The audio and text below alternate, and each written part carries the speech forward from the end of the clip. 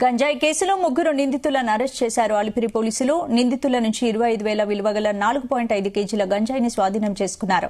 ఆటోనగర్ సమీపంలోని railway track సమీపంలో కొందరి దగ్గర గంజాయి ఉందన్న సమాచారంతో అలిపిరి సీఐ రామారావు సిబ్బందితో దాడి చేసి అరెస్ట్ చేశారు. తిరుపతి సంజయ్ గాంధీ కాలనీకి చెందిన ఈ శ్రీనివాసులు, కొరమేనగుంటకు చెందిన జయచంద్ర, చెన్నారెడ్డి కాలనీకి చెందిన సోముగా గుర్తించారు. గంజాయి రవాణా వెనుక ఉన్న వాళ్లని గుర్తించి అరెస్ట్ చేస్తామన్నారు.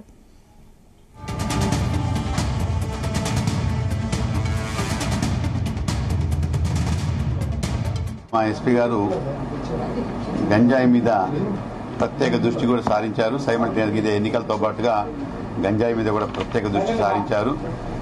దాన్ని దృష్టిలో పెట్టుకుని వచ్చినటువంటి సమాచారం మేరకు ఆ రైల్వే ట్రాక్ అంకుర హాస్పిటల్ పక్కన ఉండేటువంటి రైల్వే ట్రాక్ పక్కన ఒక ముగ్గురు ముద్దాయిలు గంజాయి పెట్టుకుని పొజిషన్లో ఉంటే ఆ ముగ్గురిని అరెస్ట్ చేయడం జరిగింది. దాంట్లో ఒకతను సాత్పతి శ్రీనివాసరావు, ఇంకొకతను ముత్తా జయచంద్ర, ఇంకొకతను ఇడగొట్టు సోమనాథ్. ఈ ముగ్గురు కూడా తిరుపతి వ్యాప్తులు. ఒక సంజయ్ గాంధీ, ఒకరు సంజయ్ గాంధీ కాలనీ, ఒకరు కొరమేనగుంట, ఇంకొకరు మరి చెన్నారెడ్డి కాలనీ. ఈ ముగ్గురు అయితే ఈ గంజాయి మనకు వీళ్ళ కన్ఫెషన్ మేరకు గంజాయి మనకు తుని నుంచి వస్తుంది. తుని అంటే అది పశ్చిమ గోదావరి జిల్లా కాదు, I think probably east Godavari district, east Godavari district నుంచి వస్తుంది. సో ఎక్కడి నుంచి అయితే వస్తుందో అతన్ని కూడా మేము పిక్ చేస్తాం, అది చేస్తాం. సో గంజాయి ఎవరికైనా ముందే చెప్పి ప్రజలకు కూడా ప్రత్యేకమైన విజ్ఞప్తి